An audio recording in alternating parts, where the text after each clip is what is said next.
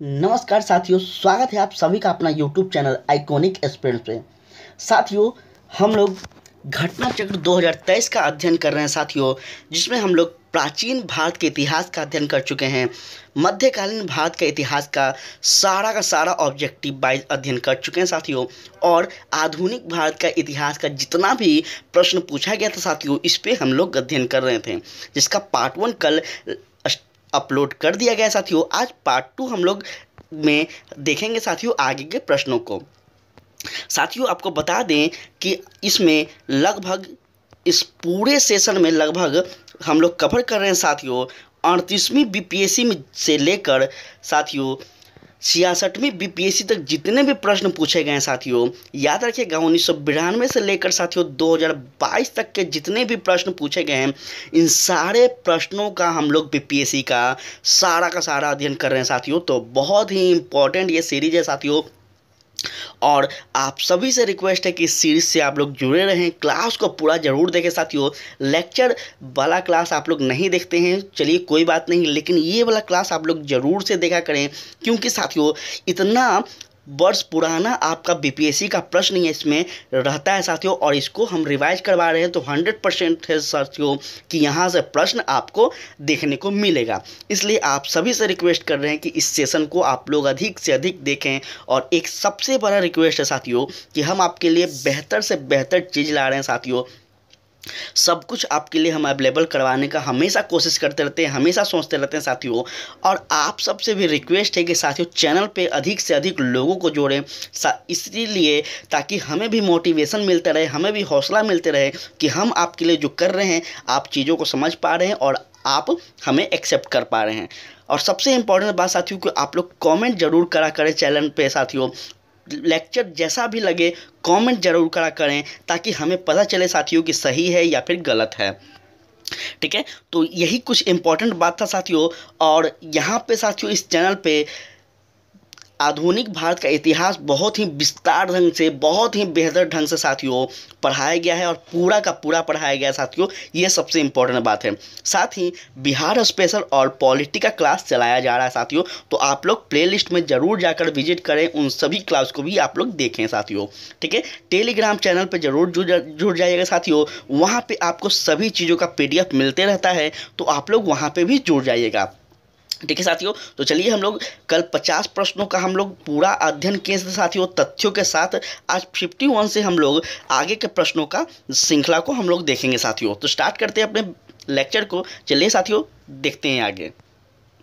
चलिए ध्यान दीजिएगा साथियों, यहाँ पे प्रश्न नंबर 51 आपका, यहाँ से हम लोग कल की क्लास तो अंत किए थे, तो आज यहीं से स्टार्ट कर रहे हैं साथियों। प्रश्न पहला कह रहा है, निम्नलिखित में कौन सा आयोग 1857 के विद्रोह का दमन के बाद भारतीय फौज के नव संगठन से संबंधित है? बहुत इंपॉर्टेंट है साथियों, ध्यान दीजिएगा। इसका सही आंसर हो जाएगा आपका कौन सा हो जाएगा साथियों? इसका सही आंसर तो पील आयोग हो जाएगा साथियों, याद रखिएगा।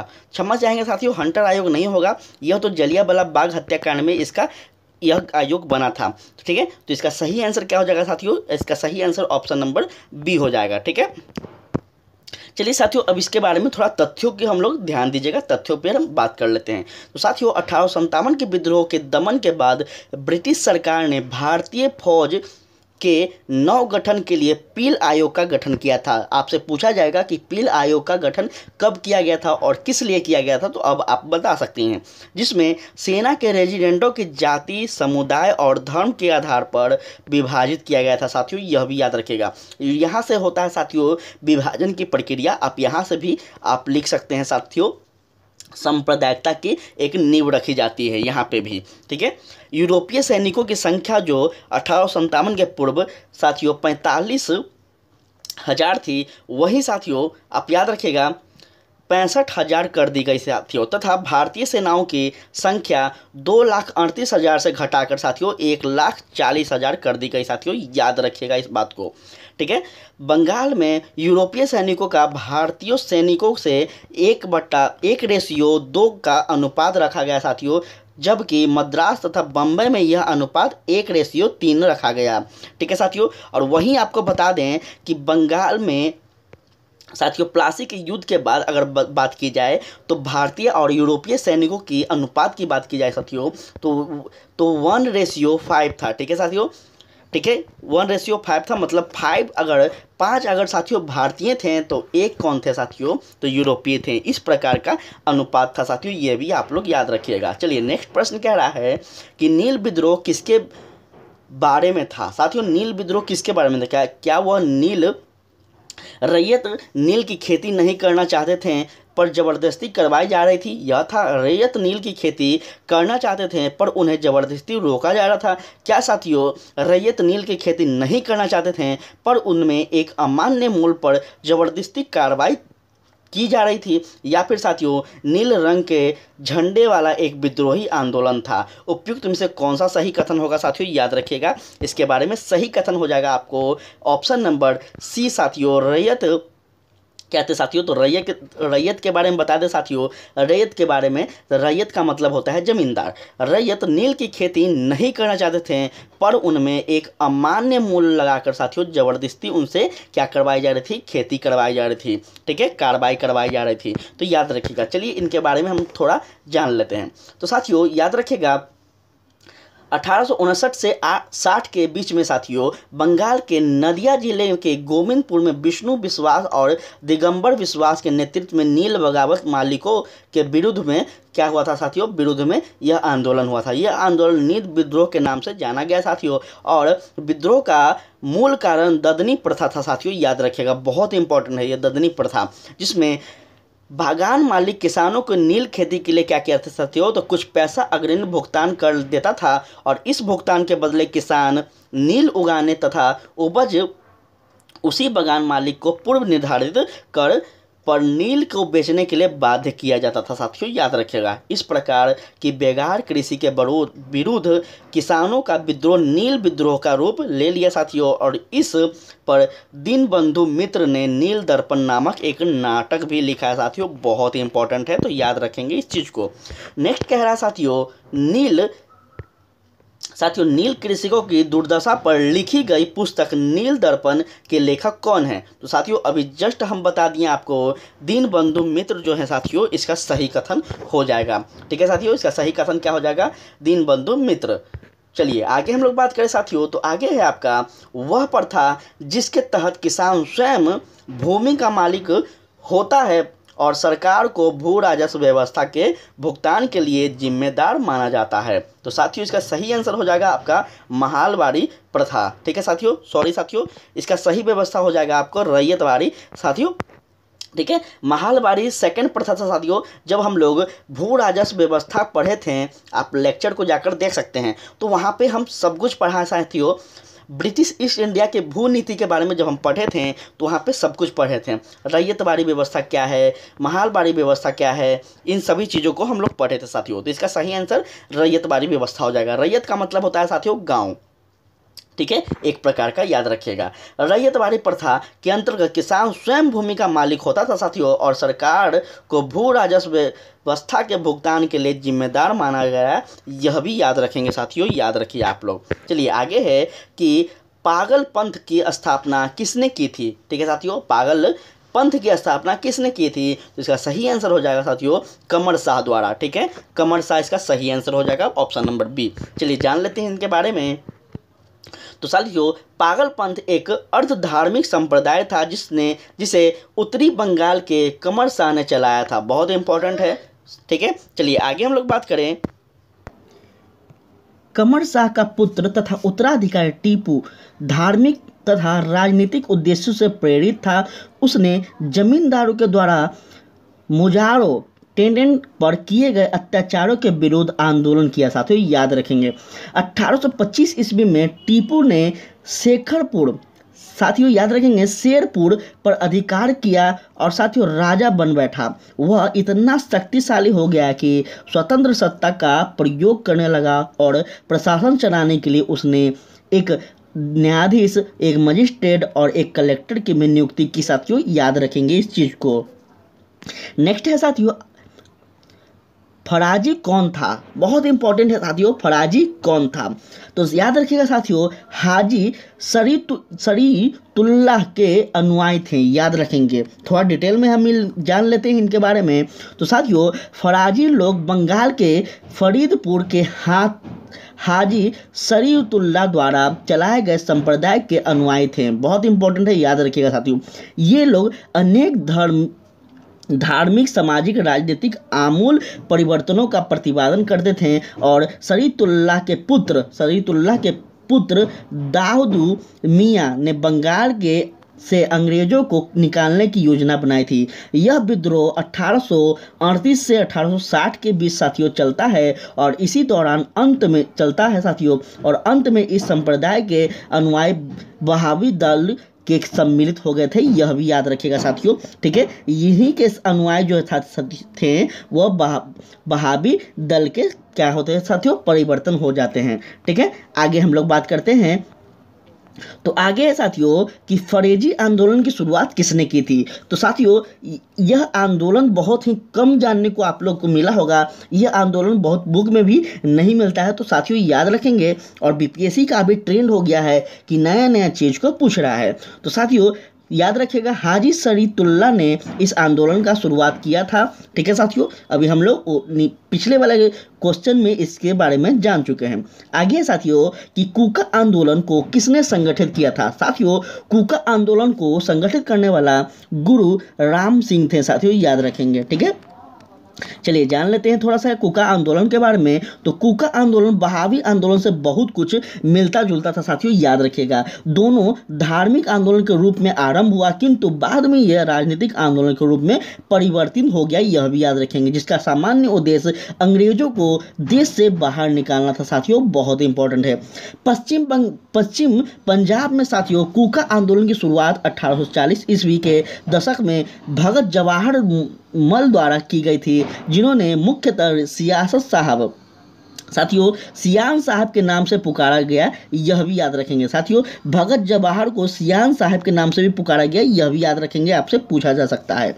साथियों, गुरु राम सिंह ने कूका आंदोलन को संगठित किया था सुचारू बनाया। इनका उद्देश्य सिख धर्म में प्रचलित बुराइयों और अंधविश्वास को दूर करना था साथियों, और इस धर्म को शुद्ध करना था, याद रखिएगा, आपसे पूछा जाए तो। 1872 ईस्वी में साथियों यह आंदोलन एक नेता राम सिंह को रंगून निर्वासित कर दिया गया साथियों, और यहाँ पे इनकी 1885 ईस्वी में मृत्यु हो जाती है, यह भी आप लोग याद रखिएगा। नेक्स्ट कहता है साथियों कि 1875 के दक्कन के दंगों का तात्कालिक कारण क्या था। तो साथियों इसका जो तात्कालिक कारण था वह था महाजनों के द्वारा ऊंची ब्याज पर क्या करता था साथियों, महाजनों के द्वारा ऊंची ब्याज पर था साथियों, याद रखिएगा। जान लेते हैं थोड़ा इसके बारे में भी। तो याद रखिएगा साथियों, 1875 के दक्कन विद्रोह के अनेक कारण थे, जिसमें महाजनों द्वारा ऊंची ब्याज दर एवं कृषकों का अस्थायी रूप से कर्जदार होना, भू राजस्व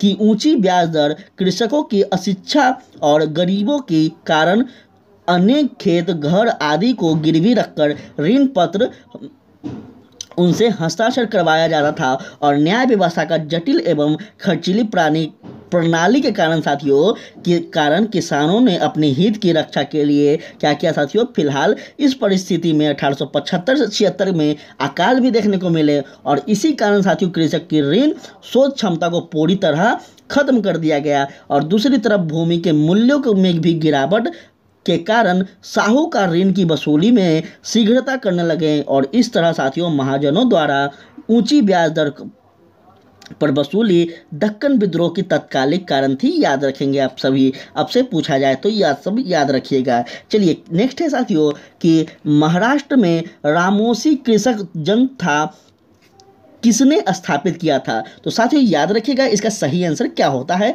याद रखिएगा इसका सही आंसर है साथियों आपका option number C, Vasudev Balwant Phadke इसका सही आंसर होगा साथियों, याद रखिएगा। ठीक है, चलिए आगे हम लोग बात करते हैं साथियों। तो आगे इसके बारे में कुछ तथ्य हैं, इसे भी हम लोग देखते हैं। तो साथियों प्रारंभिक क्रांतिकारियों में अग्रणी वासुदेव बलवंत फड़के जो कि 1845 से 83 तक ने इनका समय रहता है साथियों। इसने बम्बई में प्रेसिडेंसी के रामोसी जनजाति के लोग को संगठित कर प्रशिक्षित लड़ाकू बल में परिवर्तन किया साथियों। याद रखिएगा, सबसे इंपॉर्टेंट बात बताया जा रहा है, इन्हें काला पानी की सजा दी गई थी साथियों। बहुत ही यह दर्दनाक सजा होती थी, काला पानी की सजा, याद रखिएगा साथियों, जो कि 1883 ईस्वी में साथियों आमरण अनशन पर इनकी मृत्यु हो जाती है। यह भी याद रखेंगे, बहुत इंपॉर्टेंट बात है। चलिए आगे है साथियों, आप सभी से रिक्वेस्ट करना चाहेंगे कि साथियों जितना भी आपके फ्रेंड सर्कल में लोग हैं उन्हें अधिक से अधिक इस सेशन से जोड़ें, शेयर करें साथियों, ताकि देखिए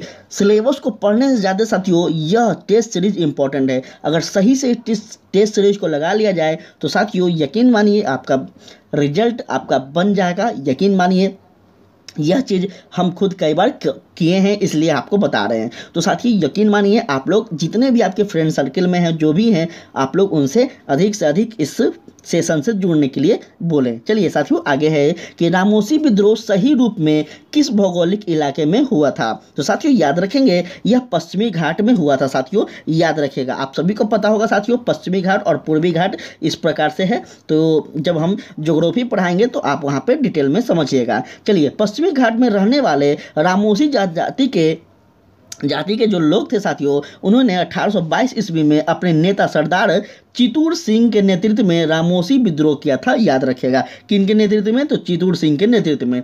रामोसी ने सतारा के आसपास के क्षेत्र को लूटा और किलों पर भी आक्रमण किया और 1825 से 26 में भयंकर अकाल और अन्न भाव के कारण उन्होंने क्या किया साथियों? तो उमाजी के नेतृत्व में पुनः विद्रोह किया। यह याद रखेंगे आप सभी। चलिए, सेशन कैसा लग रहा है आप लोग कमेंट में जरूर बताइएगा। आपसे रिक्वेस्ट है, बघेरा विद्रोह कहाँ हुआ था साथियों? बघेरा विद्रोह बदौरा में हुआ था। ठीक है, याद रखेगा, यह बदौरा इंपॉर्टेंट है। चलिए जान लेते हैं थोड़ा। तो साथियों बघेरा विद्रोह 1818 ईस्वी में अंग्रेज सरकार के विरुद्ध किया गया था। याद रखेगा, बघेरा विद्रोह बड़ौदा में हुआ था साथियों। बड़ौदा के गायकवाड़ों ने अंग्रेज सेना की सहायता से बेघरों से अधिक कर एकत्र करने की प्रयत्न किया और इसके परिणाम स्वरूप साथियों बघेरा सरदारों ने विद्रोह कर दिया। याद रखिएगा साथियों, 1818 से 1819 के मध्य अंग्रेजी प्रदेश पर भी यह आक्रमण किया गया और यह विद्रोह 1820 के आसपास साथियों समाप्त हो गया। यह भी याद रखिएगा, आप सबसे रिक्वेस्ट है। चलिए आगे कह रहा है साथियों कि मानव बलि प्रथा का निषेध करने के कारण अंग्रेजों के विरुद्ध विद्रोह करने वाली जनजाति का नाम क्या था? तो साथियों याद रखेंगे, इसका सही हो जाएगा खोड़। ठीक है, खोड़ हो जाएगा साथियों, याद रखेंगे। चलिए जान लेते हैं थोड़ा सा। तो साथियों खोड़ जनजाति के लोग तमिलनाडु से लेकर बंगाल और मध्य भारत तक फैले विस्तृत पहाड़ी क्षेत्र में रहते थे साथियों। सबसे इंपॉर्टेंट बात है, पहला इंट्रोडक्शन। उसके बाद कह रहा साथियों कि पहाड़ी क्षेत्र होने के कारण साथियों वस्तुतः यह क्या थे? स्वतंत्र थे। इन्होंने 1837 से 1856 ईस्वी तक अंग्रेजों के विरुद्ध क्या किया साथियों? विद्रोह किया और इस आंदोलन का नेतृत्व युवा राजा के नाम से चक्र बिसोई ने किया था। याद रखिएगा, ठीक है, युवा राजा के नाम से किसने किया था? तो चक्र बिसोई ने किया था। यह विद्रोह का मुख्य कारण क्या था साथियों? तो यह विद्रोह का मुख्य कारण हम लोग जान लेते हैं आगे। ध्यान दीजिएगा साथियों थोड़ा सा यहाँ पे। इस विद्रोह का जो मुख्य कारण था वह था कि ब्रिटिश सरकार द्वारा मानव बलि, ठीक है साथियों, ब्रिटिश सरकार द्वारा मानव बलि को प्रतिबंध करने के लिए प्रयास, अंग्रेजों द्वारा नए करों का कारारोपण और अनेक क्षेत्रों में जमींदार तथा साहूकारों के प्रवेश से संबंधित थे साथियों। याद रखिएगा, जिनके कारण से आदिवासियों को अनेक कष्टों का सामना करना पड़ रहा था। अंग्रेजों ने एक मरीहा एजेंसी गठित की थी। याद रखेंगे, कौन सा एजेंसी आपसे पूछा जाएगा? तो मरीहा एजेंसी है साथियों, याद रखेंगे। इसके विरुद्ध खेरों ने विद्रोह किया, परंतु 1855 में साथियों चक्र बिसोई लुप्त हो गए और इसके बाद यह आंदोलन समाप्त हो गया। साथियों आप सभी से रिक्वेस्ट है कि जो भी झारखंड के लोग हैं इस वीडियो को देख रहे हैं, जल्दी हम जेपीएससी का भी सीरीज ला रहे हैं साथियों। तो आप लोग से रिक्वेस्ट है कि आप लोग चैनल पे जुड़े रहेंगे और जो बिहार के स्टूडेंट हैं जो बीपीएससी की तैयारी कर रहे हैं उनसे तो रिक्वेस्ट है कि वो पर्सनली इस चैनल पर रुकें। लेकिन जो जेपीएससी की तैयारी कर रहे हैं साथियों, हम जल्द ही ला रहे हैं और पूरा बिहार झारखंड स्पेशल बहुत ही अच्छे ढंग से पढ़ाएंगे साथियों। 3200 जनजाति के बारे में आपको डिटेल में क्लास यहाँ पे लेने वाले हैं हम, तो आप लोग रेडी रहिए साथियों। यहाँ पे आपको इस चैनल पे सब कुछ मिलेगा, थोड़ा सा बस पेशेंस बनाए रखें, क्योंकि थोड़ा हमको अकेले ही रहते हैं, थोड़ा मुश्किल हो जाता है साथियों सब चीज़ मैनेज करना।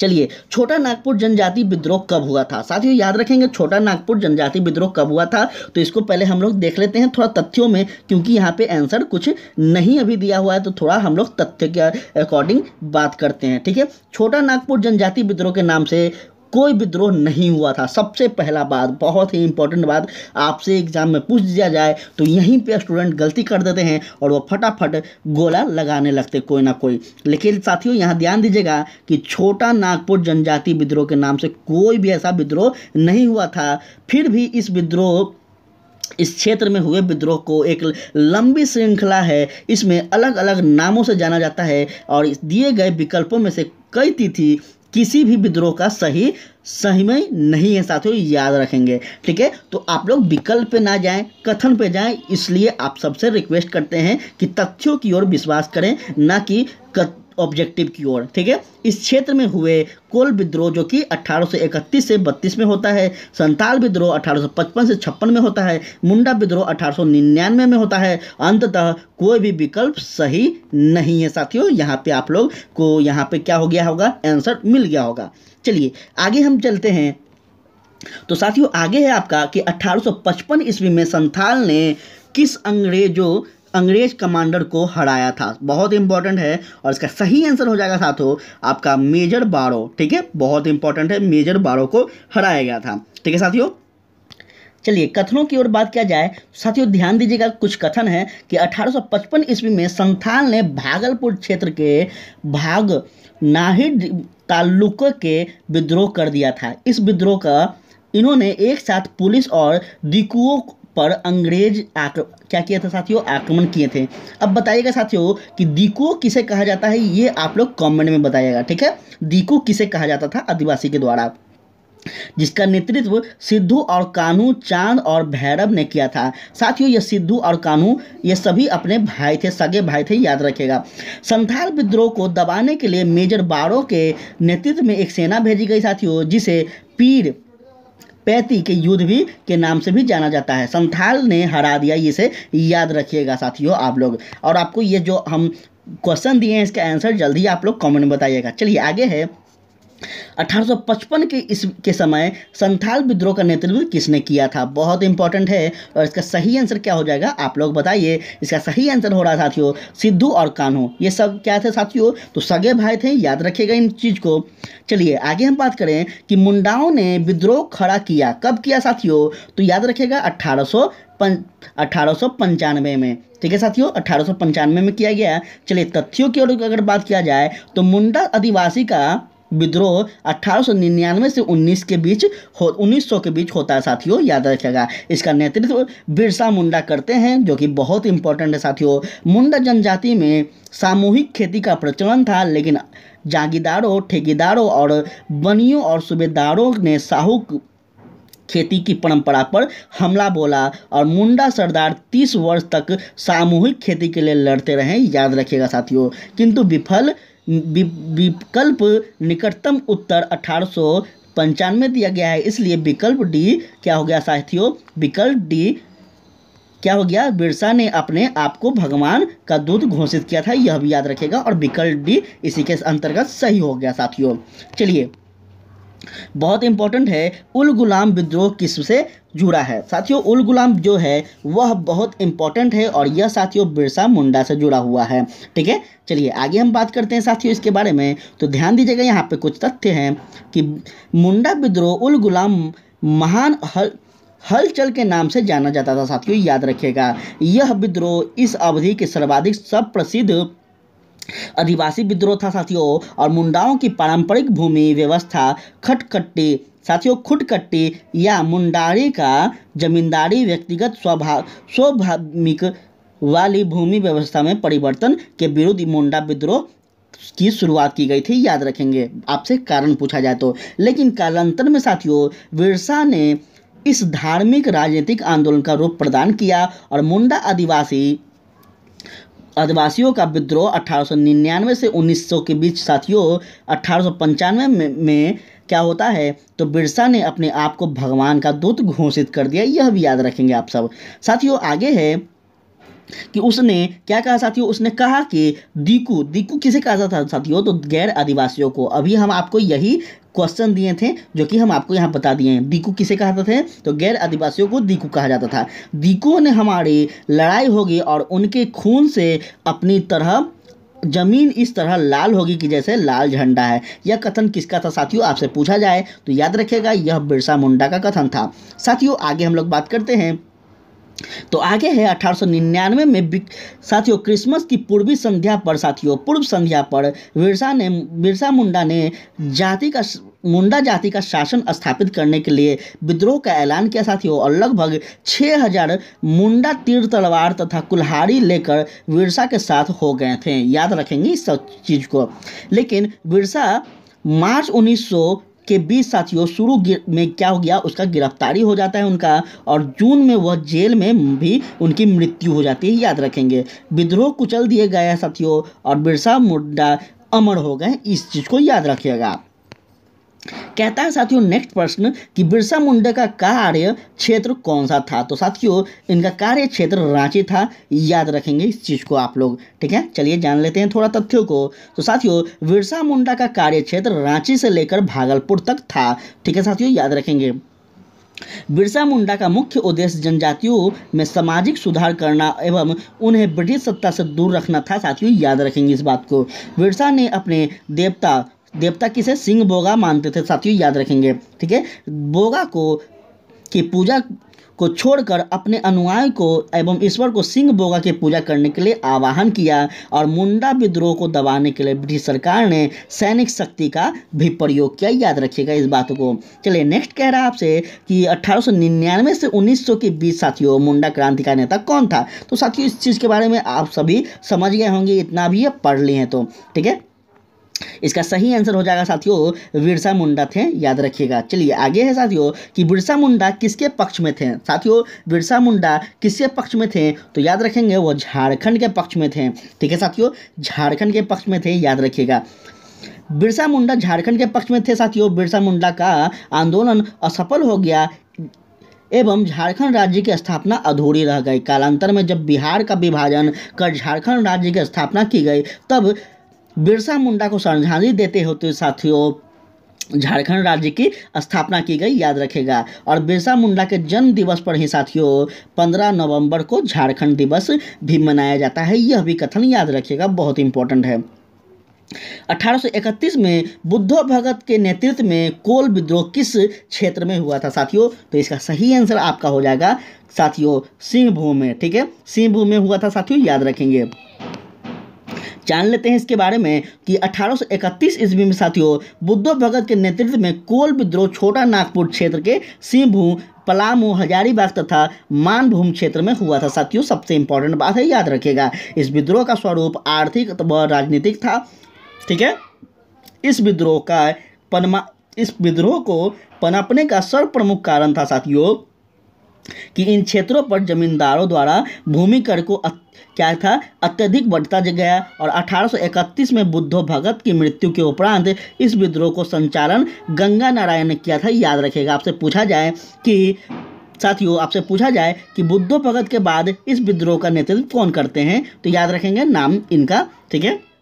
चलिए जानते हैं आगे साथियों, आगे भी कुछ है। आगे है साथियों कि इनके द्वारा किया गया था। इस विद्रोह रुक कर 1848 तक चला साथियों, याद रखेंगे। अंततः ईस्ट इंडिया कंपनी ने इस विद्रोह को क्या किया, तो दबा दिया साथियों, याद रखेंगे। उसके बाद है साथियों फौज विद्रोह हुआ था। तो साथियों फौज विद्रोह जो हुआ था वो 1820 से 21 के दौरान हुआ था, याद रखेगा। फौज विद्रोह 1820 से 21 में हुआ था, जिसका केंद्र संथाल परगना था साथियों, याद रखिएगा, ठीक है। यह इंपॉर्टेंट ज़्यादा नहीं है, ज़्यादा पूछा नहीं गया है। किस स्थान पर आदिवासियों ने अंग्रेजों के खिलाफ विद्रोह किया, बहुत इंपॉर्टेंट है ये। और साथियों यह क्या हो जाएगा, आपका ऑप्शन नंबर ई सही हो जाएगा, ठीक है। क्यों सही होगा ऑप्शन नंबर ए, उस कथन को हम लोग देख लेते हैं। तो साथियों देखिए, छोटा नागपुर हो एवं मुंडा जनजाति जो कि 1820-22 तथा पुनः 1831 में ब्रिटिश से सेना को चुनौती दी थी। इस क्षेत्र में इस कारण 1837 तक अशांति व्यापक था साथियों, और सिंध के जनजातियों ने भाग भी लगातार अंग्रेजों के विरोध क्या किया था, तो विद्रोह किया था साथियों। इसलिए ऑप्शन नंबर ई सही है साथियों। चलिए, कहता है आगे प्रश्न आपका कि इनमें से किसने अंग्रेजी ईस्ट इंडिया कंपनी के कंट्रोल के खिलाफ बगावत किया था। तो साथियों इसका सही आंसर कौन सा हो जाएगा, आप लोग बताइए। इसका सही आंसर हो जाएगा साथियों हैदराबाद का निजाम जो था, उन्होंने क्या किया था, इसका खिलाफ का बगावत किया था। चलिए जान लेते हैं थोड़ा सा कि हैदराबाद के निजाम को छोड़कर उपयुक्त सभी, जैसे विजयनगर के राजा, तमिलनाडु के पोलीगार तथा रैनवड के दीवान पेल्लू थम्पी, इन सभी ने क्या किया साथियों, तो सभी ने ब्रिटिश ईस्ट इंडिया कंपनी के नियंत्रण के खिलाफ विद्रोह किया था, याद रखिएगा। ठीक है, चलिए जान लेते हैं आगे का प्रश्न क्या है। आगे है, बंकिम चंद्र चटर्जी ने आनंद मठ में किस विद्रोह का उल्लेख किया था। तो साथियों उन्होंने सन्यासी विद्रोह का उल्लेख किया था। इंपॉर्टेंट है, याद रखिएगा इन चीज़ों को। ठीक है साथियों, यह हाल ही का पूछा गया प्रश्न है, तो याद रखिएगा इस चीज़ को आप लोग। चलिए, बंकिम चंद्र चटर्जी कीर्ति आनंद मठ का कथा तक सन्यासी विद्रोह पर आधारित है, याद रखिएगा। वंदे मातरम गीत आनंद मठ में लिया गया है, यह भी याद रखिएगा, और इन्हीं के द्वारा यह गीत लिखा गया था। उसके बाद है साथियों, अफगानिस्तान के प्रति आक्रामक नीति किस वायसराय ने अपनाई थी। तो साथियों इसका सही हो जाएगा लॉर्ड लिटन के द्वारा यह नीति अपनाई गई थी। चलिए जान लेते हैं थोड़ा सा। तो साथियों 1876 में लॉर्ड लिटन के वायसराय बनकर अपने आने पर अफगानिस्तान के प्रति अपनाई गई नीति में परिवर्तन आया था। कुशल आक्रमणीयता की नीति के स्थान पर अग्रगामी नीति का अनुसरण होने लगा था, और 1878 में द्वितीय आंग्ल अफगान युद्ध हुआ था साथियों, याद रखेंगे। ठीक है, इस चीज़ को याद रखेंगे साथियों। ठीक है, उसके बाद साथियों 1879 में गंडमक की संधि होती है, तो यह भी आप लोग याद रखिएगा, बहुत इंपॉर्टेंट है। संधियां आपको बहुत इंपॉर्टेंट साथियों, याद रखिएगा। चलिए 1878 का वर्नाक्युलर प्रेस एक्ट किसने रद्द किया था, क्या वह सही कौन होगा, तो लॉर्ड रिपन हो जाएगा साथियों, याद रखेंगे। लॉर्ड रिपन का कहीं ना कहीं अच्छा खासा योगदान है साथियों भारत के, आप पढ़ेंगे जब तो भारत के इतिहास को।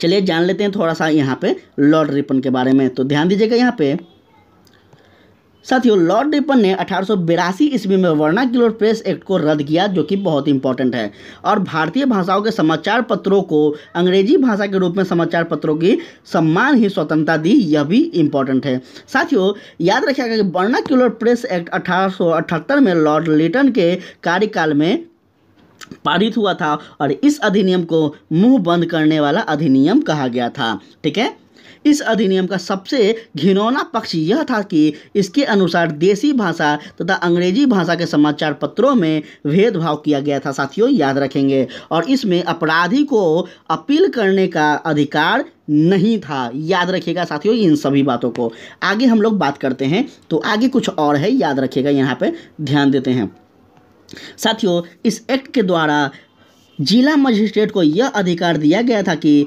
किसी भी भारतीय भाषा के समाचार पत्र से बॉन्ड पेपर साथियों हस्ताक्षर करवा ले कि वह कोई भी ऐसा सामग्री नहीं छापेगा जो सरकार विरोधी हो। तो साथियों जब सरकार विरोधी कोई चीज़ नहीं छापा जाएगा तो फिर उस प्रेस की स्वतंत्रता ही क्या है, याद रखेंगे इस चीज़ को। कानून का विरोध करने वाले मित्र नालायक की जमानत को मजिस्ट्रेट रद्द कर सकता था, और इस अधिनियम के अधीन सोम प्रकाश, भारत मिहिर, ढाका प्रकाशन, सहचर तथा अनेक अन्य समाचार पत्रों के भी क्या हुआ साथियों विरुद्ध मामले दर्ज किए गए थे। तो इन सभी चीज़ों का याद रखेंगे साथियों आपका।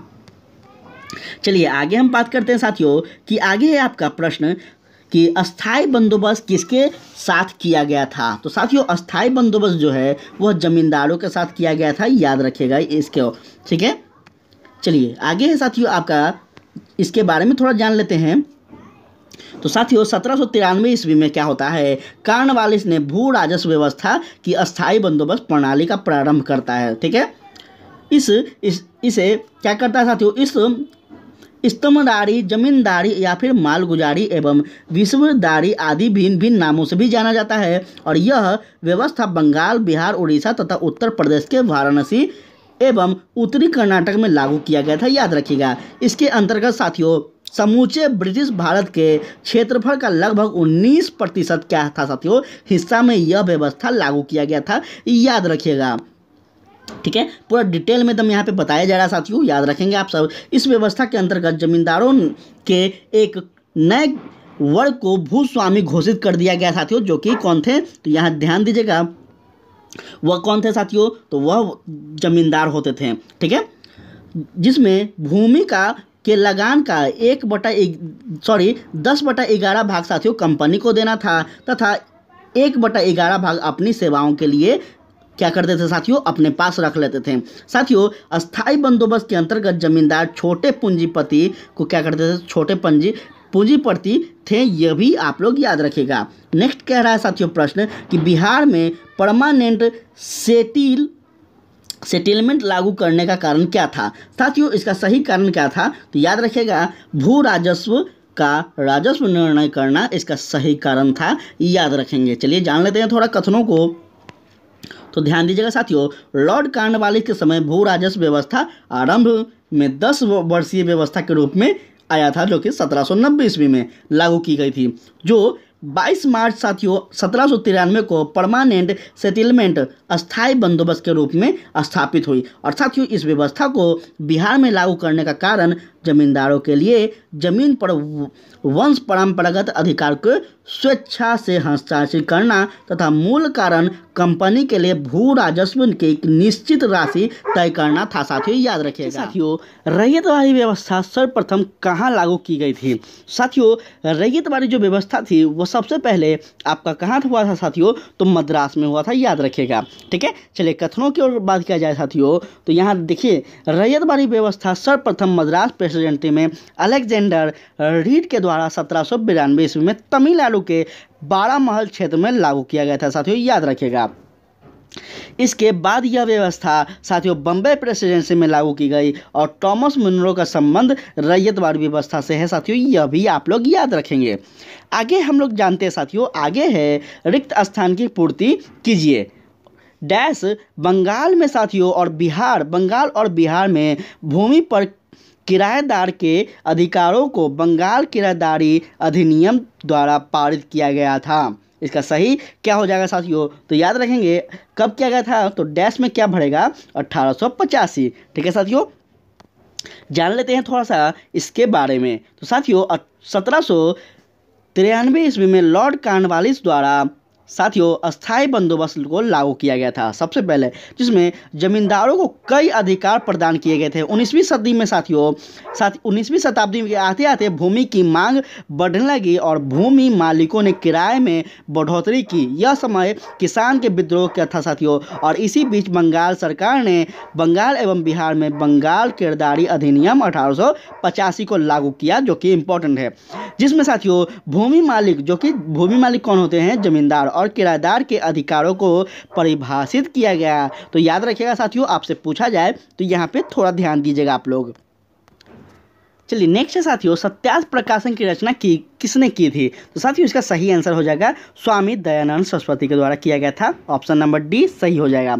चलिए जान लेते हैं साथियों थोड़ा सा, स्वामी दयानंद सरस्वती का बचपन का नाम मूल शंकर था साथियों, याद रखिएगा। इनका जन्म 1824 ईस्वी में गुजरात के कहाँ होता है साथियों, तो याद रखिएगा गुजरात के मोरबी रियासत के निवासी एवं ब्राह्मण कुल में इनका जन्म होता है। उन्होंने 1860 में मथुरा के स्वामी विरजानंद जी से वेदों के शुद्ध अर्थ तथा वैदिक धर्म के प्रति आसाद श्रद्धा प्राप्त की थी साथियों, याद रखिएगा इन चीज़ों को। आगे है साथियों कि 1867 ईस्वी में साथियों 1867 ईस्वी में साथियों उन्होंने क्या किया था, तो पाखंड अंखडिनी अखिंडनी पताका लहराई थी साथियों। धर्म के प्रचार हेतु यह पताका लहराए थे साथियों, याद रखिएगा। 1875 में उन्होंने बम्बई में आर्य समाज की स्थापना की और अनेक विचार उनकी प्रसिद्ध पुस्तक सत्यार्थ प्रकाश में वर्णित है। अन्यथा साथियों याद रखिएगा कि अन्य रचनाएं भी हैं साथियों, जिसमें पाखंड खंडन, देश वेद भाष्य, भूमिका, ऋग्वेद भाष्य और अद्वैत मात्र का खंडन। ये सभी जो है साथियों, ये सभी क्या हैं, इनके प्रमुख रचनाएं हैं। पंत महायज्ञ विधि तथा वल्लभाचार्य मत खंडन, ये सभी क्या है, प्रमुख रचनाएं हैं। तो याद रखिएगा साथियों, आपसे पूछा जा सकता है। नेक्स्ट है कि अमृत बाजार पत्रिका की स्थापना किसने की थी। तो साथियों अमृत बाजार पत्रिका की स्थापना किसने की थी, याद रखिएगा इन चीज़ों को। अमृत बाजार पत्रिका की जो स्थापना की गई थी साथियों, वह की गई थी आपको शिशिर कुमार घोष के द्वारा। ठीक है, जान लेते हैं थोड़ा इनके बारे में। तो साथियों अमृत बाजार पत्रिका की स्थापना मोतीलाल घोष तथा शिशिर कुमार घोष ने 1868 में 1868 में किया था साथियों। ठीक है, कलकत्ता में किया था और प्रारंभ में यह बंगाल भाषा में साथियों, बंगाली भाषा में प्रकाशित हुआ था। साथियों 1878 में देसी भाषा में प्रेस अधिनियम से बचने के लिए रातों रात क्या किया गया था साथियों, तो अंग्रेजी भाषा में रूपांतरित हो गया था। याद रखिएगा, यह पहली ऐसी पत्रिका थी जो कि वर्नाक्युलर प्रेस एक्ट के तहत से बचने के लिए रातों रात इसका भाषा चेंज किया जाता है। साथियों गिरीश चंद्र घोष ने बंगाली का प्रकाशन 1862 ईस्वी में शुरू किया और साथियों जिसमें 1862 में शुरू किया गया था और साथियों आगे 1879 ईस्वी में S.N. बनर्जी ने लिया था। ठीक है, हिंदू पेट्रियाय की स्थापना की गिरीश चंद्र घोष ने की थी और साथियों बाद में हरीश चंद्र मुखर्जी ने इसे संस्थापक बने थे। याद रखिएगा इन चीज़ों को। ठीक है, डिटेल में एकदम आपको मॉडर्न हिस्ट्री कवर हो रहा है साथियों। आप सभी से रिक्वेस्ट है कि चैनल पे बने रहेंगे और अधिक से अधिक लोगों तक पहुंचाएं साथियों। बहुत ही ज़्यादा प्रेशर है मेरे पे, बहुत ही ज़्यादा कष्ट है, मतलब इतना ज़्यादा है कि आपको आपका एग्ज़ाम को लेकर हम रेगुलर क्लास करवा रहे हैं, रेगुलर कंटेंट ट्राई करते रहते हैं साथियों। मार्केट में कौन सा बेहतर होगा जो आपको बताएं, तो इसी चीज़ का थोड़ा प्रेशर है साथियों। तो आप लोग बस इतना समझ लीजिए कि अधिक से अधिक लोग आएंगे चैनल पे तो मेरा सारा प्रेशर कम हो जाएगा और मुझे अच्छा लगेगा कि हम जो कर रहे हैं उस आप लोग को पसंद आ रहा है। बस इतना सा रिक्वेस्ट है। चलिए आगे है कि निम्न अखबारों में से कौन सा मुख्यतः उत्तरावादियों की नीति का प्रचारक था। तो साथियों याद रखिएगा वह कौन था, तो लीडर था। ठीक है, लीडर था साथियों, याद रखिएगा। चलिए जान लेते हैं। फ्री प्रेस जर्नल एक न्यूज एजेंसी थी साथियों। पहला बात जो कि याद रखिएगा कहीं भी आपको नहीं मिलेगा। पूरा हम मॉडर्न हिस्ट्री का लगभग 2 से 3 अलग अलग प्रकाशित बुक पढ़े हैं, लेकिन बहुत कुछ ऐसा चीज़ है साथियों जो नहीं मिलता है। तो ये सब चीज़ें आप लोग याद रखिएगा। यंग इंडिया एक साप्ताहिक पत्रिका थी जिसे महात्मा गांधी द्वारा प्रकाशित किया गया था। लीडर समाचार पत्र के संस्थापक मदन मोहन मालवीय थे और मालवीय उदारवादी दल के नेता भी थे साथियों। इसके माध्यम से उदारवादी अपनी नीतियों का प्रचार प्रसार करते थे। तो याद रखेंगे आप लोग इस चीज़ को। चलिए 19वीं शताब्दी के धर्म एवं समाज सुधार आंदोलन के ने जनसंख्या के किस वर्ग को मुख्यतः आकर्षित किया था साथियों, तो याद रखिएगा उसका सही आंसर कौन सा हो जाएगा। इसका सही आंसर हो जाएगा साथियों आपका ऑप्शन नंबर सी। ठीक है, कौन कौन हो जाएगा, तो याद रखिएगा बुद्धिजीवी वर्ग को किया गया था और किसे नगरीय उच्च जातियों को किया गया था और आपका क्या होगा साथियों निर्धन सर्वसाधारण वर्ग को भी क्या किया गया था साथियों, इस आंदोलन के माध्यम से आकर्षित किया गया था। चलिए जान लेते हैं थोड़ा सा हम लोग। तो साथियों 19वीं सदी के धार्मिक एवं सामाजिक सुधार आंदोलन का भारत के इतिहास में विशेष स्थान रहा है। जिसने साथियों इसने जहां एक और धार्मिक एवं सामाजिक सुधार का आह्वान किया, वहीं दूसरी ओर साथियों इसने भारत के अतीत को उजागर भी किया। ठीक है, इस समय क्या था साथियों, हमारे जो साहित्य थे, हमारे जो वैदिक ग्रंथ थे, इन सभी का विलुप्त हो रहा था और इसी कालखंड में साथियों ऐसे ऐसे महान व्यक्तित्व का उदय होता है जो कि अपने अस्तित्व को बचाते हैं, अपने संस्कृति को बचाने के लिए कूद पड़ते हैं। साथियों याद रखिएगा। ठीक है, इसका लेक्चर आपको प्लेलिस्ट में मिल जाएगा, आप वहाँ पर डिटेल में पढ़ लीजिएगा। चलिए आगे कह रहा है साथियों, किसने बुद्धिजीवी नगरीय उच्च वर्ग निर्धन संवर्धन को क्या किया साथियों, इस वर्ग में अपनी ओर आकर्षित किया। इस चीज़ को ध्यान दीजिएगा। चलिए आगे कहता है कि भारतीय पुनर्जागरण आंदोलन के पिता कौन है। तो साथियों इसका सही आंसर हो जाएगा आपको राजा राम मोहन राय जी को कहा गया है। ठीक है, चलिए जान लेते हैं थोड़ा सा। तो साथियों राजा राम मोहन राय राजा को भारतीय पुनर्जागरण का पिता कहा गया साथियों, और भारतीय राष्ट्रवाद का पैगंबर भी कहा गया है। इनके बहुत सारे उपाधियां दी गई है साथियों। अतीत और भविष्य के मध्य सेतु कहा गया है, भारतीय राष्ट्रवाद का जनक कहा गया है, आधुनिक भारत का पिता कहा गया है, और प्रथम आधुनिक पुरुष तथा युद्ध दूत कहा गया है साथियों। इसे भी याद रखेंगे, सभी जो है आप याद रखिएगा साथियों, सारा का सारा राजा राम मोहन राय जी का उपाधि है, तो इसको याद रखिएगा आप लोग। चलिए नेक्स्ट कहता है साथियों, निम्नलिखित में से कौन आत्मीय सभा के संस्थापक थे। साथियों आत्मीय सभा के जो संस्थापक थे वह राजा राम मोहन राय थे। ठीक है, जान लेते हैं थोड़ा सा। तो हिंदू धर्म के एकेश्वरवादी मत का प्रचार करने के लिए 1815 ईस्वी में साथियों राजा राम मोहन राय ने अपने युवा समर्थकों के सहयोग से आत्मीय सभा की स्थापना की थी। सबसे इम्पोर्टेंट बात है साथियों, याद रखिएगा, उन्होंने मूर्ति पूजा की आलोचना की और मान यह विचार व्यक्त किया है साथियों कि हिंदुओं के सभी प्राचीन मौलिक धर्म ग्रंथ ने एक ब्रह्मा का उपदेश दिया है। याद रखेंगे, इसके समर्थन में उन्होंने वेदों को और 5 मुख्य उपनिषदों को क्या किया साथियों, तो बांग्ला भाषा में अनुवाद किया था। यह भी चीज़ आप लोग याद रखिएगा, इनका योगदान। साथियों आगे है ब्रह्मा समाज की स्थापना हुई थी। कब हुई थी साथियों, तो याद रखिएगा ब्रह्मा समाज की जो स्थापना हुई थी वह आपका कब हुआ था, तो 1828 में हुई थी साथियों। क्या 1828 यहाँ पे दिया गया है, तो नहीं दिया गया है साथियों।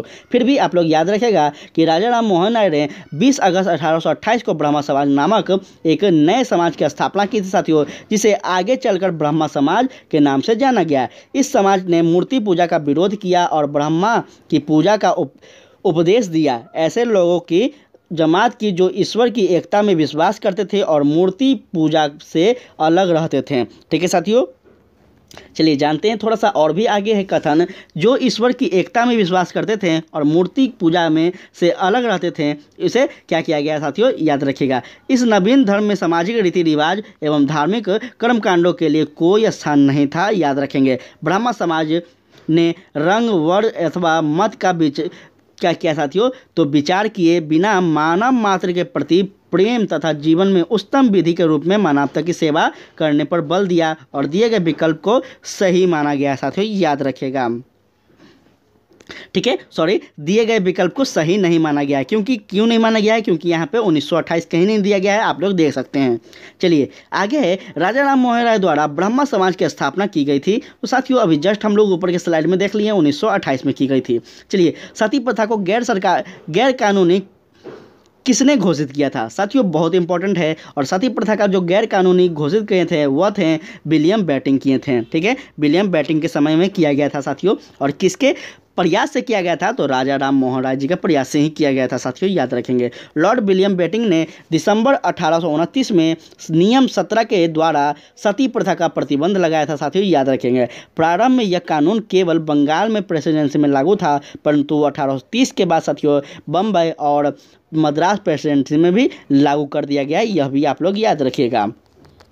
चलिए आगे कह रहा है कि प्रार्थना समाज के संस्थापक कौन थे साथियों। प्रार्थना समाज के जो संस्थापक थे वह कौन थे, तो वह थे साथियों आत्माराम पांडुरंग। ठीक है, इस चीज़ को याद रखिएगा। चलिए जान लेते हैं थोड़ा सा। तो साथियों प्रार्थना समाज की स्थापना साथियों 1867 ईस्वी में बम्बई के आचार्य केशव चंद्र सेन की प्रेरणा से आत्माराम पांडुरंग द्वारा की गई थी। ठीक है, महादेव गोविंद नारायण ने इस संस्था से 1869 ईस्वी में जुड़े थे साथियों। और इस संस्था का मुख्य उद्देश्य जाति प्रथा का विरोध, सती स्त्री पुरुष की विवाह की आयु में वृद्धि, विधवा विवाह या फिर विधवापूर्ण विवाह कह सकते हैं, एवं स्त्री शिक्षा पे प्रोत्साहन दिया था साथियों। याद रखेंगे, रानाडे का सामाजिक सुधार आंदोलन 19वीं शताब्दी के अंत तक सफलतापूर्वक जारी रहा। यह भी बात इंपॉर्टेंट है। चलिए कह रहा है आगे कि 19वीं शताब्दी के उत्तरार्ध में न्यू हिंदुज़म के सर्वश्रेष्ठ प्रतिनिधि कौन थे साथियों। याद रखेंगे, इसका सही आंसर हो जाएगा स्वामी विवेकानंद। ठीक है, चलिए जान लेते हैं थोड़ा कथनों को। तो साथियों, स्वामी विवेकानंद ने 1897 में, साथियों 1897 में रामकृष्ण मिशन की स्थापना की थी। और साथियों, रामकृष्ण मिशन की जो स्थापना किए थे यह अपने गुरु रामकृष्ण परमहंस के नाम से किए थे। यह भी बात याद रखिएगा, अपने गुरु स्मृति पर किए थे। उन्होंने संन्यास धारण करके धार्मिक ग्रंथों में विवश अध्ययन किया था। और साथियों, अपने गुरु के शिक्षाओं की व्याख्या को साकार करने का श्रेय स्वामी विवेकानंद को है। ठीक है, उन्होंने इस शिक्षा का साधारण भाषा में वर्णन किया। स्वामी विवेकानंद ने नवीन हिंदू धर्म की क्या की थी साथियों? तो नवीन हिंदू धर्म के प्रचार के रूप में उभरे थे। याद रखिएगा साथियों, 1893 में वे शिकागो गए, जहां उन्होंने पार्लियामेंट ऑफ रिलीजन में अपना सुप्रसिद्ध भाषण दिया था। याद रखिएगा इस चीज़ को। इस भाषण में उन्होंने पश्चिम संसार के सामने पहली बार भाषा की संस्कृति में महत्ता की प्रभावकारी तरीके से प्रस्तुत किए थे। और इसी के पश्चात उन्होंने अमेरिका और इंग्लैंड में भी भ्रमण किया था साथियों। याद रखिएगा।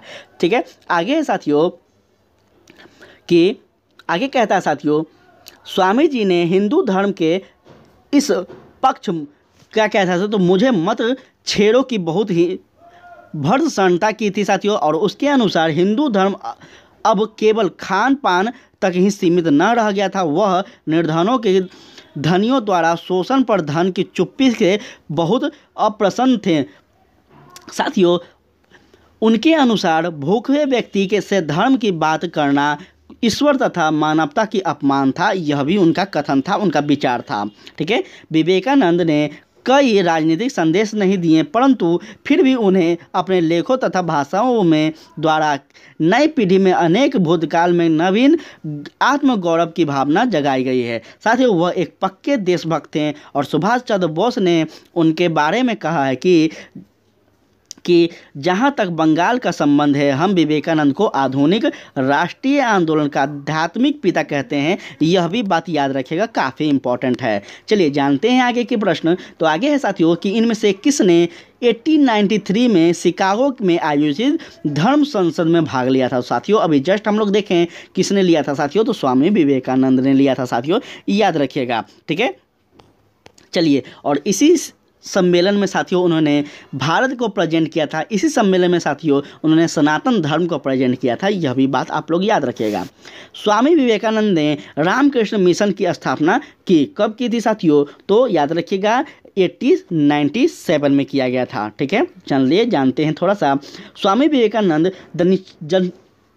दक्षिणेश्वर के स्वामी कहे जाने वाले रामकृष्ण परमहंस के परम शिष्य थे। और उनके बचपन का नाम नरेंद्र नाथ दत्त था साथियों। किनका? तो स्वामी विवेकानंद का बचपन का नाम। आगे चलकर वे स्वामी विवेकानंद के नाम से प्रसिद्ध हुए साथियों। उन्होंने रामकृष्ण के संदेश को विश्व में फैलाया। रामकृष्ण मिशन के सिद्धांतों का आधार वेदांत दर्शन था। यह भी याद रखेंगे साथियों।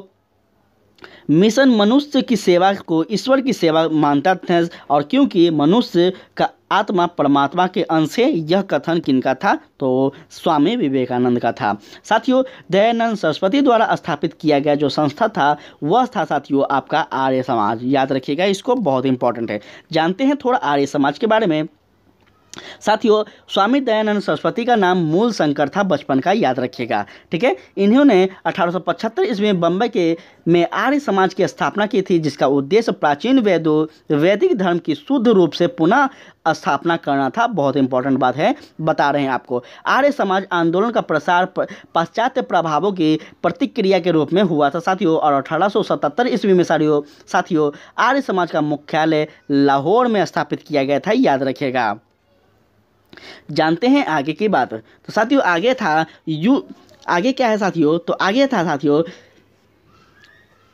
कि शुद्ध वैदिक परंपरा में विश्वास के चलते स्वामी जी ने पुनः वेदों की ओर चलो का नारा भी दिया था साथियों। याद रखिएगा। स्वामी दयानंद का उद्देश्य था कि भारत के धार्मिक, सामाजिक और राष्ट्रीय रूप से एक कर दिया जाए। धार्मिक क्षेत्र में साथियों वह मूर्ति पूजा, बहुल देववाद और अवतारवाद, पशु बलि, श्रद्धा तथा तंत्र मंत्र तथा झूठे कर्मकांडों को स्वीकार नहीं करते थे। वे वेदों को ईश्वरीय ज्ञान मानते थे साथियों। और उपनिषद काल तक साहित्य को स्वीकार करते थे, यह साथियों याद रखिएगा। चलिए जानते हैं साथियों आगे। तो साथियों आर्य समाज के नियम तथा सिद्धांत सबसे पहले बम्बई के गठित किए गए थे साथियों, याद रखिएगा बम्बई में। पुनः उन्होंने 1877 ईस्वी में लाहौर के सप्ताही एक निश्चित रूप से कर दिया साथियों। और आर्य समाज का प्रचार प्रसार पंजाब में अत्यधिक सफल रहा साथियों। कुछ समय तक उत्तर प्रदेश, गुजरात और राजस्थान में भी इसे सफलता मिली। महात्मा हंसराज, पंडित गुरुदत्त, लाल लाजपत राय तथा स्वामी श्रद्धानंद इसके विशिष्ट कार्यकर्ताओं में से एक थे साथियों। याद रखेंगे 1892 से 93 ईस्वी में आर्य समाज को दो गुट में बट गया था। एक गुट पाश्चात्य शिक्षा को मानता था और दूसरा गुट क्या मानता था साथियों? तो दूसरा गुट साथियों पाश्चात्य शिक्षा को और एक गुट भारतीय शिक्षा को मानते थे। इस चीज़ को याद रखेंगे, जिसमें जो कि एक कौन था साथियों? तो एक गुरुकुल के नाम से था और एक डीएवी का स्थापना किया गया था। इन चीज़ों को आप लोग याद रखिएगा। नेक्स्ट है साथियों आपके सामने इस प्रकार से प्रश्न। चलिए देखते हैं नेक्स्ट प्रश्न क्या है। नेक्स्ट है साथियों, किसने 1873 में सत्य शोधक समाज की स्थापना की? साथियों यह जो था यह ज्योतिबा राव फूले के द्वारा किया गया था साथियों। और इनका भी समाज में एक बहुत ही बड़ा योगदान है साथियों, इस चीज़ को याद रखिएगा। ठीक है, चलिए 1873 में सत्य शोधक समाज की स्थापना ज्योतिबा फूले के ने किया था साथियों। इनका जन्म 1827 ईस्वी में माली के घर में हुआ था साथियों, याद रखिएगा। इन्होंने शक्तिशाली गैर ब्राह्मणों आंदोलन का संचालन किया। और साथियों इन्होंने अपनी पुस्तक गुलामगिरी, जो कि 1872 में लिखी गई है, गुलामगिरी एवं अपने संगठन सत्य शोधक समाज के द्वारा पाखंडी ब्राह्मणों एवं अन्य अवसरवादी धर्म ग्रंथों के निम्न जातियों की रक्षा की आवश्यकता पर बल दिया था साथियों, याद रखेंगे। जानते हैं आगे सत्य शोधक समाज की स्थापना किसने की थी? फिर से वही बात है साथियों, तो याद रखेगा ज्योतिबा राव फूले के द्वारा किया गया था। नेक्स्ट है साथियों कि थियोसॉफिकल सोसाइटी की स्थापना किसने की थी? हाँ, ये इंपॉर्टेंट है साथियों कि इसका सही आंसर हो जाएगा आपका मैडम HP ब्लैकवेस्टकी, जो कि एक क्या थे साथियों? यह अमेरिका में हुआ था स्थापना सबसे पहले साथियों, याद रखिएगा। भारत में इसकी स्थापना एनी बेसेंट के द्वारा किया जाता है, यह भी आप लोग याद रखिएगा। चलिए जानते हैं थियोसॉफिकल सोसाइटी की स्थापना एक रूसी महिला मैडम HB ब्लैकवेस्टकी और अमेरिकी सैनिक अधिकारी कर्नल अल्काट विलियम कॉट जज एवं अन्य के द्वारा किया गया था। 1875 ईस्वी में न्यूयॉर्क में की गई थी साथियों। इस सोसाइटी के संस्थापक 1882 ईस्वी में मद्रास के पास अंडयार नामक स्थान पर सोसाइटी का मुख्यालय स्थापित किए थे। और साथियों आगे हम लोग जब बात करें तो साथियों आगे है कि जो बाद में इसका अंतर्राष्ट्रीय कार्यालय बन गया। इसका मुख्य उद्देश्य प्राचीन हिंदू धर्म के लोगों में आत्मविश्वास को जगाना था और धर्म को समाज सेवा का मुख्य आधार बनाना था साथियों, याद रखिएगा। जबकि राजा राम मोहन राय द्वारा 1828 में ब्राह्मण समाज एवं स्वामी विवेकानंद द्वारा साथियों 1897 ईस्वी में रामकृष्ण मिशन की स्थापना की गई थी, यह भी याद रखेंगे। चलिए साथियों उसके बाद है आपका प्रश्न नंबर 100वां प्रश्न है साथियों कि भारतीय राष्ट्रीय कांग्रेस की प्रथम महिला अध्यक्ष कौन थी साथियों? और इसका सही आंसर क्या हो जाएगा? ध्यान दीजिएगा साथियों। तो ऑप्शन नंबर बी कह रहा है कौन? श्रीमती एनी बेसेंट, जो कि एक आयरिश महिला थी साथियों। जान लेते हैं इनके बारे में भी। तो साथियों एनी बेसेंट आयरलैंड के महिला थी साथियों, पहला बात। ठीक है, वे वर्ष 1907 से 1933 तक थियोसॉफिकल सोसाइटी के प्रधान रही और वर्ष 1916 में होम रूल लीग का गठन भी किया साथियों, याद रखेंगे। वर्ष 1917 में भारतीय राष्ट्रीय कांग्रेस की पहली अध्यक्ष बनी साथियों। उसके बाद है साथियों कि 1925 में कानपुर में भारतीय राष्ट्रीय कांग्रेस के 40वें अधिवेशन में सरोजिनी नायडू कांग्रेस की क्या थी साथियों? तो प्रथम भारतीय महिला अध्यक्ष थी। अगर आपसे पूछा जाए कि भारतीय राष्ट्रीय कांग्रेस की प्रथम महिला अध्यक्ष कौन थी, तो एनी बेसेंट। लेकिन आपसे पूछा जाए कि भारतीय राष्ट्रीय कांग्रेस की प्रथम महिला अध्यक्ष कौन थी, तो याद रखेगा साथियों सरोजिनी नायडू होगा सही। ठीक है, चलिए नेक्स्ट है कि भारतीय राष्ट्रीय कांग्रेस की प्रथम महिला अध्यक्ष कौन थी? तो साथियों इसका भी वही हो जाएगा आपका, कौन हो जाएगा? ऑप्शन नंबर बी साथियों एनी बेसेंट। ठीक है, चीज़ों को दोहराया जाता है साथियों, थोड़ा सा ध्यान देंगे आप लोग। भारत में नारी आंदोलन इनकी प्रेरणा से प्रारंभ हुआ। किनकी प्रेरणा से हुआ साथियों? तो याद रखेंगे ज्योतिबा बाई फूले से। ठीक है, ज्योतिबा बाई फूले से हुआ साथियों, याद रखेंगे। चलिए जान लेते हैं साथियों प्रस्तुत विकल्पों में भारत में नारी आंदोलन ज्योतिबा फुले के द्वारा प्रेरणा से प्रारंभ हुआ। ज्योतिबा फुले मानते थे कि महिलाओं एवं दलितों का उद्धार करके ही सामाजिक बुराइयों को दूर किया जा सकता है, तो इनका काफ़ी ज़्यादा योगदान था साथियों।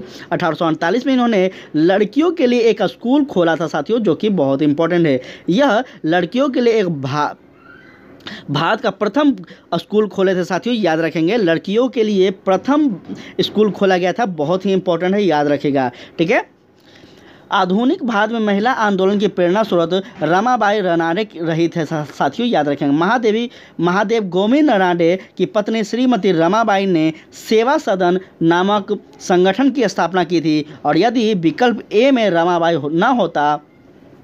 नाम होता तो साथ ही यही उत्तर सही होता, लेकिन वो नहीं थे, इसलिए ज्योतिबा फुले को आप लोग सही करेंगे साथियों। यही कारण है कि बिहार लोक सेवा आयोग ने इसी विकल्प को सही माना है, ठीक है। चलिए आगे हम लोग बात करें साथियों, तो कह रहा है नेक्स्ट प्रश्न कि प्रार्थना समाज, यंग इंडिया और लोक हितकारी सभा, सत्यशोधक समाज, रहनुमाई मज देवसन सभा के लिए निम्न विकल्पों में से कौन सा संयोजक सही है। साथियों देख लेते हैं विकल्प, तो गोपाल हरि देशमुख, आत्माराम पांडुराम और मोहनदास करमचंद गांधी, ज्योतिबा फुले, नौरोजी फुलडोनजी, कौन सा इसमें होगा साथियों, देख लेते हैं थोड़ा सा इसका कथन को हम लोग। तो देखिए यहाँ पे ध्यान दीजिएगा, ऑप्शन नंबर बी कौन सा हो जाएगा साथियों, ऑप्शन नंबर बी कौन हो जाएगा, आत्माराम पांडुराम, मोहनदास करमचंद गांधी, गोपाल हरि देशमुख और ज्योतिबा फुले और नौरोजी फुलडोनजी, यह कथन आपका सही हो जाएगा। चलिए जान लेते हैं थोड़ा कथनों के बारे में, तो यहाँ ध्यान दीजिएगा आप लोग साथियों। सेन की प्रार्थना समाज की स्थापना कब हुई साथियों, तो 1867 में बम्बई में आचार्य केशव चंद्र सेन के द्वारा हुआ था साथियों। आत्माराम पांडुरंग द्वारा की गई थी, और महात्मा गांधी द्वारा प्रारंभ किए गए समाचार पत्र ने इंडियन ओपिनियन, हरिजन यंग इंडिया तथा नवजीवन, महाराष्ट्र के समाज सुधारक गोपाल हरि देशमुख लोकहितवादी के रूप में प्रख्यात थे। और साथियों 1873 में सत्यशोधक समाज की स्थापना ज्योतिबा फुले के द्वारा किया जाता है। 1851 में नौरोजी फुलडोनजी ने अन्य पारसी सहयोगी के साथ रहुनाई महादेव सभा की स्थापना की थी साथियों, और इस प्रकार विकल्प भी सही होता है, ठीक है साथियों। तो याद रखेंगे इस चीज़ को। आगे कह रहा है साथियों कि नाय धोबी बंद सामाजिक वाइक्रॉट का एक स्वरूप था जो 1919 में था। तो साथियों इसका सही कथन क्या है साथियों, किसानों द्वारा प्रतापगढ़ जिले में चलाया गया था, यह साथियों याद रखिएगा, ऑप्शन नंबर ए। चलिए जान लेते हैं थोड़ा इसके बारे में। तो वर्ष 1919 के अंतिम दिनों में किसानों का संगठित विद्रोह खुलकर सामने आया, और प्रतापगढ़ जिले की एक जागीर में नाय धोबी बंद सामाजिक बहिष्कार संगठित करवाई गई, जो पहली घटना थी। झिंगुड़ी सिंह और दुर्गपाल ने इसमें महत्वपूर्ण भूमिका निभाई, लेकिन जल्द ही यह आंदोलन एक नया चेहरा उभरा, जो कि बाबा रामचंद्र, जिन्होंने आंदोलन की बागडोर ही नहीं संभाली अपितु उसने अपने मजबूत एवं रुझारू बनाया। बाबा रामचंद्र महाराष्ट्र के ब्राह्मण परिवार के थे साथियों। अब वर्ष 1920 के मध्य में वे एक किसान नेता के रूप में उभरे। इन्होंने अवध के किसानों को संगठित करना शुरू किया, उनमें संगठन को अद्भुत क्षमता भी बनाई साथियों, यह भी याद रखेंगे। नेक्स्ट है पंजाब भूमि हस्तांतरण अधिनियम कब पारित किया गया था साथियों, इसका सही आंसर हो जाएगा आपका 1919, ठीक है। चलिए जानते हैं थोड़ा इसके बारे में हम लोग। तो साथियों जो है कि पंजाब भूमि हस्तांतरण अधिनियम 1919 में पारित किया गया था, जिसके कृषक को भूमि और गैर कृषकों के पास हस्तांतरित होना समाप्त हो गया था साथियों, याद रखिएगा इस चीज़ को। नेक्स्ट है साथियों अवध के एका आंदोलन का उद्देश्य क्या था साथियों, इसका सही आंसर क्या है आप लोग बताइएगा, इसका सही आंसर क्या था साथियों। तो इसका सही आंसर हो जाएगा आपका ऑप्शन नंबर डी, लगान का नगद में परिवर्तन, इसका सही आंसर हो जाएगा, ठीक है। चलिए जान लेते हैं थोड़ा इस कथन को। तो एका आंदोलन जो कि 1921-22 में का नेतृत्व पिछड़ी जाति के मदारी पासी ने किया था साथियों, याद रखेगा। इस आंदोलन में जिसकी गतिविधि के रूप में रहदोई, बाराकनी और बहरा इच तथा सीतापुर थे। साथियों याद रखेंगे, किसानों की मुख्य शिकायतें लगान में बढ़ोतरी और उपज के रूप में लगान में बढ़ोतरी और उपज के रूप में लगान वसूल, ये सब कारण थे साथियों। इसी प्रथा को लेकर किसान से 50% से अधिक लगान वसूल किया जाता था और जमींदार के गुड़ ठेकेदार किसानों को प्रताड़ित भी करते थे। एका आंदोलन का राष्ट्रवादियों द्वारा निर्धारित असंघ नीति में विश्वास कम था, इसलिए साथियों फलस्वरूप राष्ट्रवादी नेता आंदोलन से अलग थलग थे और साथियों आंदोलन की दूसरी राह पकड़ ली थी। इसे याद रखेंगे आप सभी, आपसे पूछा जाए तो। साथियों इस आंदोलन में सरकार को लगान देना बंद कर दिया गया था, बल्कि आंदोलनकारी की प्रमुख मांग थी कि बढ़ती महंगाई के कारण लगान का नगद रूपांतरण कर दिया जाए। यह भी आप लोग याद रखिएगा, ठीक है साथियों। उसके बाद नेक्स्ट प्रश्न है आपको कि स्वामी सहजानंद सर का संबंध था, कहाँ से था साथियों? तो याद रखेंगे साथियों, उनका संबंध बिहार के किसान आंदोलन से था, ठीक है। चलिए जानते हैं थोड़ा सा स्वामी सहजानंद के बारे में। स्वामी सहजानंद के ने बिहार प्रांतीय किसान सभा की स्थापना की थी साथियों, और वे अखिल भारतीय किसान सभा के एक प्रमुख नेता भी थे। उनका संबंध बिहार के किसान आंदोलन से था साथियों, और उनके कृषि सुधार कार्यक्रम का वास्तविक लक्ष्य जमींदारी प्रथा का उन्मूलन तथा कृषकों को मालिकाना अधिकार दिलाना था। याद रखेंगे, किसानों के प्रति उनकी समर्पित सेवा के कारण उन्हें किसान प्राण भी कहा जाता है। यह भी याद रखिएगा, आपसे पूछा जा सकता है। स्वामी सहजानंद की निम्न में से किससे संबंधित है साथियों? तो याद रखेंगे, दोहराया गया प्रश्न है और इसका सही कथन ऑप्शन नंबर सी हो जाएगा साथियों, बिहार में किसान आंदोलन से, ठीक है। चलिए नेक्स्ट है कि इनमें से कौन बिहार में किसान आंदोलन के साथ जुड़े हुए थे? तो साथियों राजेंद्र प्रसाद इनका सही कथन हो जाएगा साथियों, ऑप्शन नंबर ए। जानते हैं राजेंद्र प्रसाद बिहार में किसान आंदोलन से जुड़े थे साथियों। वो सितंबर 1946 में गठित अंतरिम सरकार में खाद्य एवं कृषि मंत्री थे। ये संविधान सभा के अध्यक्ष थे और संविधान लागू होने के बाद भारत के प्रथम राष्ट्रपति भी बने थे साथियों, याद रखिएगा इन चीज़ को। उसके बाद है साथियों आपका प्रश्न नंबर क्या है? तो प्रश्न नंबर आपका है साथियों 110, सुरक्षा प्रकोष्ठ की नीति संबंधित है, किससे है साथियों? तो वह है वॉरेन हेस्टिंग्स से। चलिए जान लेते हैं क्या है साथियों। तो ध्यान दीजिएगा, सुरक्षा प्रकोष्ठ या घेरे की नीति से वॉरेन हेस्टिंग्स तथा वेलेस्ली संबंधित है, इसको याद रखिएगा। वॉरेन हेस्टिंग्स ने मैसूर और मराठाओं के साथ युद्ध अन्य भारतीय रियासतों के साथ बराबरी की पद भी प्राप्त करने की से किया था साथियों, भावना से किया था, इस चीज़ को याद रखिएगा। इस समय कंपनी ने अपने राज्य के चारों ओर मध्य राज्य बनाने का प्रयत्न किया और इसके उद्देश्य केवल अपने राज्य की रक्षा करना ही नहीं था साथियों, अथवा हम यह भी कह सकते हैं कि क्या था साथियों, अपने प्रेसिडेंसी राज्यों की सीमाओं की रक्षा करो ताकि अपनी सीमाओं की सुरक्षित रहे। यह भी इनका उद्देश्य था कहीं ना कहीं। चलिए आगे साथियों, आगे क्या है? तो आगे साथियों उस समय भय मुख्यतः अफगानों और मराठाओं में था, इसलिए कंपनी ने इस रक्षा व्यवस्था के कार्य को इस शर्त का संभाला कि अवध का नवाब उस व्यय का बोझ उठाएगा और इस प्रकार अवध की रक्षा ही बंगाल की रक्षा है। यह कथन याद रखिएगा साथियों। आगे है साथियों, वेलेस्ली के आने के से कंपनी के भारतीय रियासत के साथ संबंध में परिवर्तन हुआ और वेलेस्ली का उद्देश्य भारतीय रियासत को अपनी यथार्थ कंपनी का निर्भर करने का बाध्य करना था साथियों। उसने भारतीय रियासत को अंग्रेजी राजनीतिक शक्ति की और सैनिक रक्षा के घेरे में लाने का प्रयत्न किया और रियासतों के प्रति प्रमुख ब्रिटिश नीतियां भी अपनाए साथियों, जो कि निम्न है। पहला नीति है साथियों, कंपनी का भारतीय रियासत से समानता के लिए संघर्ष, जो कि 1740 से आप 65 के बीच देखेंगे। उसके बाद था सुरक्षा प्रकोष्ठ नीति या फिर घेरे नीति, जो कि 1765 से 1813 में देखेंगे। अधीनस्थ पार्थक्य यह नीति 1813 से 1857 के बीच था और अधीनस्थ संघ की नीति 1858 से 1935 तक था। उसके बाद था साथियों बराबर के संघ की नीति, जो कि 1935 से 1937 तक स्वतंत्र भारत के होने तक यह रहता है साथियों, याद रखिएगा आप सभी। नेक्स्ट है साथियों कि निम्नलिखित में से किसने बंगाल में द्वैध शासन प्रणाली को समाप्त किया था? तो साथियों यह हम लोग कल भी देख लिए। चलिए साथियों, इसका सही कथन हो जाएगा आपका वॉरेन हेस्टिंग, इसका सही कथन हो जाएगा साथियों, याद रखेंगे। ठीक है, चलिए जानते हैं साथियों इनके बारे में थोड़ा सा, तो ध्यान दीजिएगा साथियों यहाँ पे आप लोग।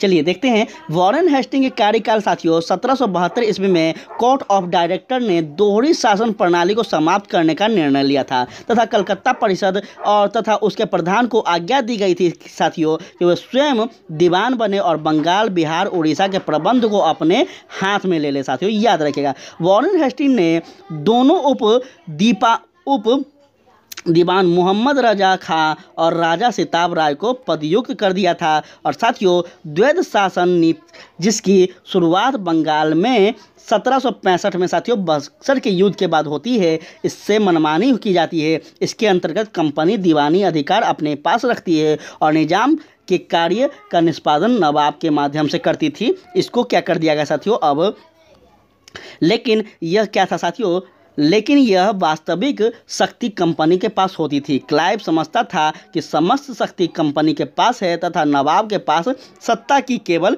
छाया ही है। साथियों उसने प्रबल समिति को लिखा था कि यह छाया आवश्यक है तथा हमें इसको स्वीकार करना चाहिए। यह भी कथन आप लोग याद रखिएगा। ठीक है साथियों, तो साथियों अभी तक हम लोग प्रश्न नंबर 111 तक सारा का सारा प्रश्न को हल किए और तथ्यों के साथ सारा चीज़ों को समझें साथियों। तो कैसा लगा सेशन आप लोग ज़रूर बताएगा।